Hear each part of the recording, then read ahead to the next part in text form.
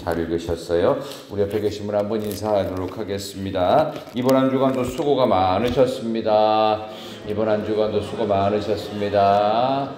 복된 한 주간 마무리하는 금요일 새벽 주신 말씀을 가지고 어떻게 살아야 되는가? 어떻게 살아야 되는가라는 제목으로 하나님 말씀 증거하겠습니다. 계속되어지는 이제 이 계시록에 나오는 내용들은 심판에 대한 예고부터 시작해서 장차 일어날 일들 다양하게 설명을 하고 비유를 들고 그다음에 히브리인들만이 아는 숫자를 가지고 이렇게 얘기하는데 오늘 이 내용은 또 어떤 심판에 대한 비유냐면 곡식을 거두는 추수 심판에 관계된 이야기인데요. 하나는 이제 거두어들이는, 추수는 이제 거둔다는 얘기잖아요. 곡식을 거두어들이는 그런 심판에 대한 이야기고요. 하나는 실제로 추수는 추수인데 하나는 거두어들이는 생명의 심판이고 하나는 멸망의 추수, 그런 개념으로 살리는 게 있고 죽이는 게 있어요. 그래서 오늘 본문에 나오는 내용들은 곡식은 거두는 거예요. 근데 포도를 추수하는 게 뒤에 나오는데 앞에 나오는 곡식 거두는 거는 이제 나달 같은 것을 얻게 되는 거고, 그 다음에 포도를 추수하는 거는 포도를 추수해서 바로 따가지고 어떻게 하면 포도즙 틀에 넣어요. 그럼 뭐가 나오죠? 거의 포도즙이 나오죠. 그죠? 그래서 이걸 갖다 피로 이제 얘기합니다. 그래서 포도를 거두는 거는 이제 그 심판하고 죽이는 그런 추수고, 그 다음에 이게 곡식을 거두는 것은 어떻게 살리는 심판이고, 그런 개념에서 예수 그리스도를 믿으면 우리가 살지만 믿는 이에게는 사는 것이 되지만 예수님이 오시면 믿지 않는 이들에게는 예수님이 오심이 살림이 아니라 그 사람들에게는 저주가 되는 거죠. 그런 개념으로 이 두 개를 비교하고 있습니다. 이제 중간에 조금 이제 다른 이야기가 나오는데요. 오늘 성경 말씀에서 좀 이해가 안 되는 게 뭐냐면 맨 끝에 20절 보세요. 20절 보시면 여기 숫자도 나오고 스타디온 이렇게 나오는 요거만 설명을 드릴게요. 자, 14장 20절 다 같이 성 밖에서 시작.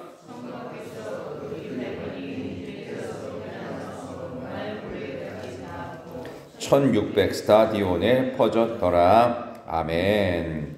이게 1600은 뭐고 스타디온은 뭐냐? 이 스타디온에서 우리 지금식으로 이 스테디엄, 운동장, 넓은 운동장이 나왔거든요. 스타디온하고 1600하고 또 무슨 상관이 있냐? 이제 우리는 이거 못 알아듣는데 히브리 사람들은 딱 알아들어요. 이 1600이라는 단어는 뭐냐 하면은 땅의 숫자가 4아니에요. 동서남북 4예요. 4 곱하기 4 그럼 16이죠. 그 다음에 완전수 제일 큰 거 1000 그래서 1600이에요. 그러니까 땅의 모든 곳, 전 우주, 전 땅, 모든 세상을 얘기하는 거예요. 그 다음에 스타디온이라는 말은 이제 이걸 갖다가 조금 숫자로 풀이한다면은 약 한 300km 정도. 그래서 이런 숫자적인 개념으로 온 땅에 임한다. 이제 그런 개념이 여기 이제 1600 스타디온에 나오는 거예요. 그렇게 하나님께서 포도즙 틀을 짜가지고 진짜와 거짓을 구별해낸다. 이제 그런 의미에서의 이제 심판을 얘기하는 추수인데, 이제 오늘 이 본문의 내용을 보면은 이게 추수 때가 가까웠으니 우리가 정신을 차리라. 이제 그런 얘기를 하는 겁니다. 이걸 이제 적용적으로는 차원에서 제가 두 가지로 좀 접근을 하면은, 하나는 우리가 사는 이 땅이 전부인 것처럼 살지 마라. 이 땅이 전부가 아니라 우리는 가야 될 저 본향이 있습니다. 그러니까 천국 갈 준비 반드시 해야 된다. 그래서 뭐 갖고 살아야 될까요? 당연히 하나님의 시각으로 살아야 됩니다. 이 땅이 전부인 것처럼 사는 것을 무슨 신앙이라고 하느냐? 기복신앙이라고 합니다. 그러니까 이 땅에서 무조건 잘 살아야 되고 부자가 돼야 되고 떵떵거려야 되고 많은 사람들의 부러움을 사는 인생이 되어야 된다. 이걸 기복신앙, 이 땅이 전부인 것처럼 사는 신앙, 기복신앙. 그런 신학을 번영신학이라고 말합니다. 조엘 오스틴 목사라고 이제 미국에서 아주 큰 교회를 대형 교회의 그 담임 목사가 있습니다. 그분이 주장하는 게 번영신학이에요. 그래가지고 무조건 모든 것은 다 긍정해라. 긍정의 힘이라는 책도 썼죠. 한동안 우리 한국교회에서 엄청난 유행과 인기를 끌었어요. 예수 믿는 사람은 잘못될 수가 없다는 거예요. 물론 종국적으로는 천국에서 큰 상급도 있고 하지만 이 땅 가운데 반드시 잘 되지는 않습니다. 다 잘 된다고 하면은 교회 안 나오는 사람이 없을 거 아니에요. 그죠? 근데 예수 믿다가도 실족해서 교회를 떠나는 분들의 일관적인 고백이 뭐냐? 예수 믿어도 별 볼 일 없네. 이거예요. 그러니까 이거 번영신학이거든요. 이 땅이 전부인 것처럼 이제 그렇게 살아서는 안 된다. 이게 오늘 성경에서 우리에게 적용할 수 있는 아주 중요한 부분입니다. 마태복음 6장에 보면 예수님께서 산상설교를 하실 때 이 땅에 보물을 쌓아두지 말라고 그래요. 그래서 진정한 진짜 지혜가 있고 뭐 속된 말로 정말 꾀가 있는 사람은 천국의 보화를 쌓는 존재다. 이 땅에서 너무 모으려고 하지 마라. 물론 모을 수 있어요. 근데 왜 모아요? 이거는 나눠주기 위해서 모으는 거예요. 두루두루 유익하기 위해서. 그런 점에서 천국의 보물을 쌓을 수 있는 지혜. 왜냐하면 이 땅이 전부가 아니기 때문에. 그러니까 우리가 지금 이제 생사하는 연령이 돼서 아직도 돈을 벌고 있다고 하면은 이게 왜 버는 거죠? 나중에 노후를 위해서 번다고 보통 생각하잖아요. 그죠? 이렇게 가만히 있다가 아무것도 안 하고 있다가 노후에 정말 거지 된다. 이런 얘기는 우리가 다 아는 얘기예요. 그렇기 때문에 지금 우리가 아직 돈을 벌 수 있을 때 많이 벌어야 된다. 이런 생각을 하잖아요. 이걸 쉽게 말하면 그럼 이 땅이 전부면 여기서 끝나기 때문에 땅에만 보물을 쌓으면 돼요. 근데 이 땅이 전부가 우리는 아니에요. 가야 될 천국이 있어요. 천국에서 영원한 삶을 위해서 이 땅에 보물 쌓는 일을 좀 멈출 필요가 있는 거예요. 무조건 갑자기 안 할 수는 없잖아요. 먹고는 살아야 되는데 여기서 잘 먹고 잘 살고 떵떵거리기 위해서 천국 안 갈 사람처럼 살지 말라 이 얘기예요. 그러니까 우리에겐 반드시 추수 때가 온다. 근데 그것이 알곡처럼 생명의 추수도 있지만 포도즙 틀에 포도가 으깨지는 것처럼 심판의 추수도 있다는 거예요. 그거를 기억하라. 우리가 하나님의 백성이긴 하지만 이 땅에서 어떻게 사느냐가 저 천국에서의 모습을 결정한다. 천국 시민의 부끄럽지 않게 살아야 된다. 그래서 사람한테 안 들키기만 하면 된다고 생각하지 말고 하나님의 불꽃 같은 눈앞에서 우리의 삶은 늘 긴장되어 있어야 된다. 그래서 오늘 이 본문의 말씀을 보면서 너무 악한 자의 형통 부러워하지 마시고 그리고 세상을 너무 즐거워하지 말고 하나님의 시각으로 살고 늘 우리가 하나님 앞에 서는 마음으로 코람데오야 마음으로 성소 앞에 서는 마음으로 그렇게 저 천국 바라보면서 이 땅이 전부가 아니라 저 천국 갈 사람으로서 삽시다. 그게 여기 나오는 이 곡식의 추수 그 다음에 심판적인 의미에서 포도의 추수 이 두 개를 통해서 주시는 첫 번째 메시지입니다. 또 하나 메시지는요. 사명을 다하며 살아야 됩니다. 이 사명을 감당하기 위해 조금 더 쉽게 말씀드리면 우리 다 사명 감당하지 않냐? 그게 아니고요. 조금 더 근본적으로 에덴 동산에서 아담의 사명이 뭐였죠? 아담과 하와의 사명이 딱 하나 있었습니다. 모든 것을 먹고 즐거워하고 누려요. 다 누려요. 근데 한 가지 사명이 있었어요. 지켜야 되는 거예요. 이건 억지로 지켜야 돼요. 이 사명이 뭡니까? 선악과를 따먹지 말라는 거예요. 이 사명은 하나님과의 약속이라고요. 약속이란 이걸 어겼을 때 목숨을 내놓아야 되는 거예요. 그래서 이들이 어떻게 해요? 영원히 살 수 있었지만 죽음을 맛보게 됩니다. 왜? 약속을 어겼기 때문에. 사명을 망각했고 사명을 저버렸기 때문에. 그러니까 하나님도 자신의 모든 것을 걸고 선악과를 만드셨단 말이에요. 근데 우리 어떻게? 당연히 사명 지키는 것이 우리의 생명을 보존하는데 그러니까 우리가 어느 날 하나님의 자리에 올라서 선과 악을 판별하기 시작합니다. 그래서 믿음과 신앙보다 이데올로기가 앞서가는 시대가 됐어요. 그렇지 않습니까? 예수 믿는 국회의원들이 보면은 예수 믿는 사람들을 장차관에 올려놓고서는 신앙을 조롱하고 있습니다. 이게 왜 그렇게 된 거예요? 선악과를 본인 마음대로 따먹었다가 냅뒀다 그러는 거예요.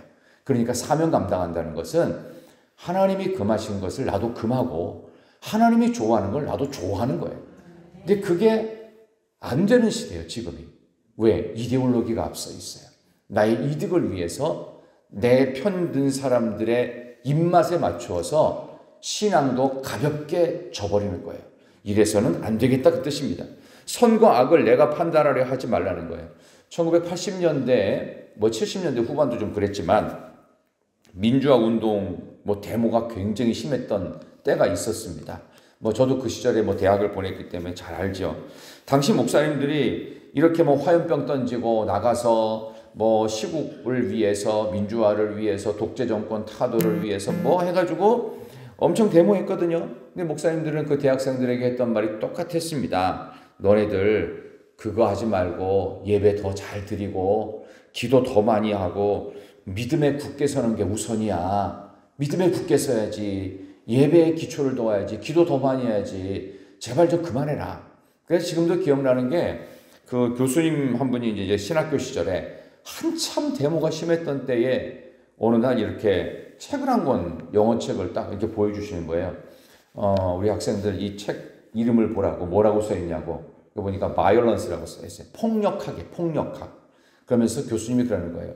여러분 밖에 나가서 데모하는 거 이유가 있을 거라고 내가 생각하고 나도 일정 부분은 동의하지만 여러분이 잊지 말아야 될 중요한 게 있습니다. 이게 violence라는 폭력학을 딱 들이대면서 뭐라고 교수님이 그랬냐 하면 이 책의 결론은 폭력은 얼마든지 할 수도 있다. 그러나 그 끝이 얼마나 비극스러운지를 우리는 알고서 시작해야 된다. 여러분 폭력의 마지막 열매가 뭘 것 같습니까? 보복하는 거거든요. 폭력이라고 하는 건 남을 가해하는 거예요. 그러면 이 남을 가해하고 괴롭히면 어떤 일이 벌어질까요? 마지막은 나도 당해요. 폭력은 반드시 폭력으로 끝납니다. 내가 폭력을 가했으면 반드시 폭력으로 돌아오는 거예요. 그러니까 목사님들이 왜 자꾸 이 잘못된 시국을 바라보면서도 예배드리는 게 우선이고 기도 더 많이 해야 되고 말씀 위에 굳게 서야지 이게 우선이야 이게 우선이야 했던 것들이 목사님들이 무식해서 그런 소리를 했던 게 아니에요. 알고 그거 했던 폭력의 마지막 자락은 더 큰 폭력을 만든다. 이 바이올런스라고 하는 폭력학의 결론이었다는 거예요. 아무리 선한 마음으로 남들이 부정을 저지르는 것에 대해서 나도 내가 일어나서 내가 정의를 구현하겠다. 그래서 해본들 그 마지막은 폭력이더라는 거예요. 그러니까 사람은 그 정도 수준밖에 안 되더라. 그 교수님이 이제 그렇게 얘기했던 기억이 나고 실제로 한참의 세월이 흘렀죠. 약 40여 년의 시간이 흘렀습니다.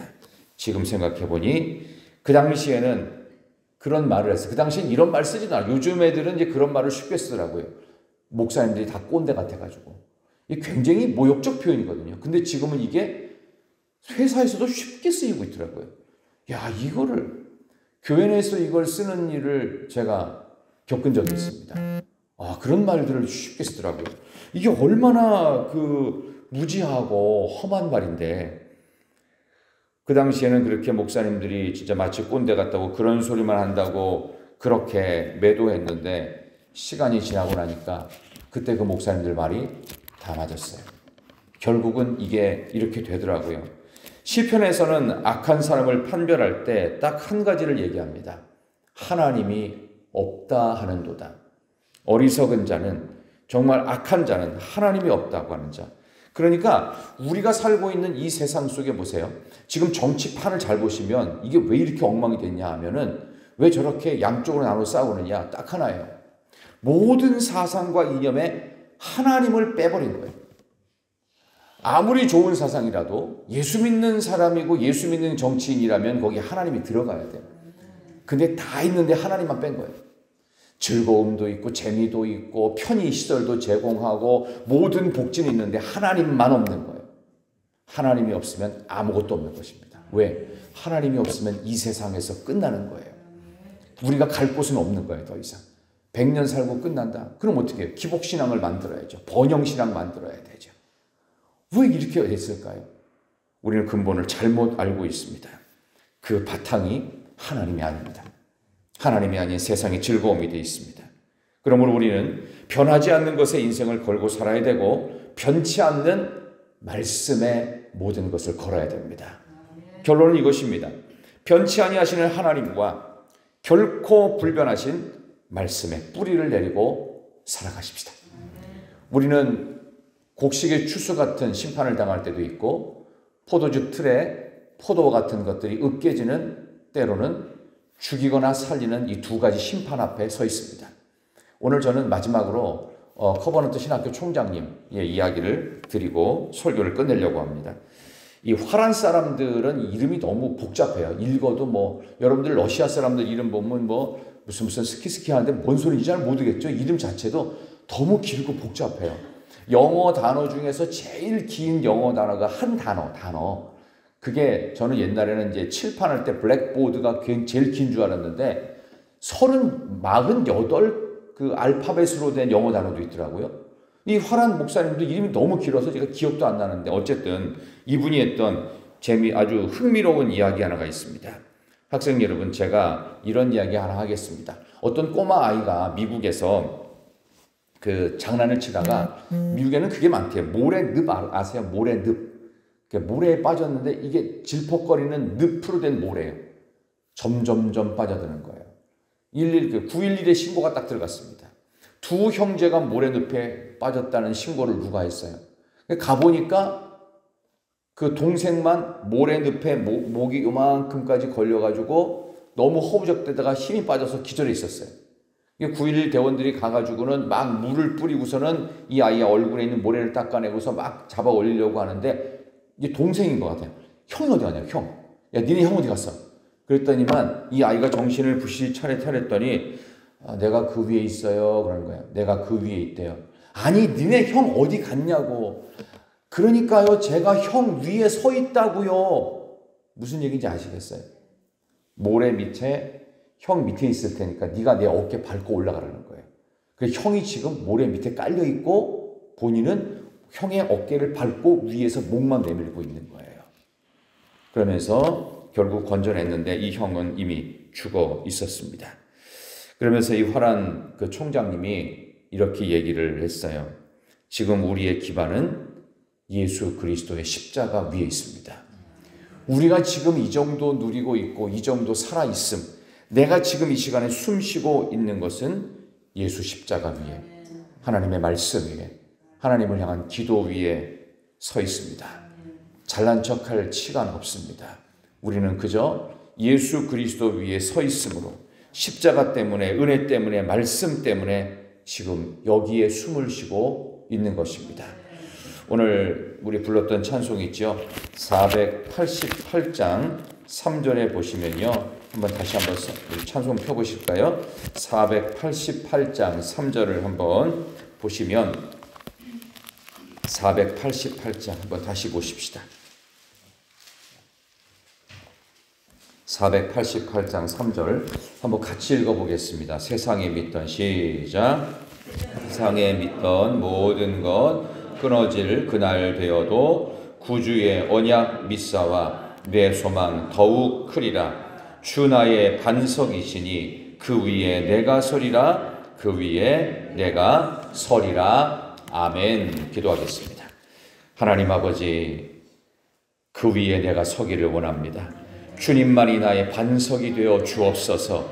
우리가 어떻게 세상을 살아야 할까요? 다 있는데 즐거움도 있고 재미도 있고 우리에게 편한 것들도 있고 복지도 있고 모든 것은 있는데 하나님만 빠져버린 이 험한 세상 속에 우리가 다시금 믿음의 반석 위에, 그 위에 예수 십자가 위에, 말씀 위에, 은혜 위에 서게 하여 주옵소서. 하나님을 기반에 두고 살아가는 하나님의 백성 되게 하여 주시옵소서. 나를 살리기 위하여 예수 십자가 그 위에 내가 서 있습니다. 주님이 나를 위해 죽으셨고 우리는 그 십자가 위에 예수님의 핏값 위에 서 있는 줄 믿습니다.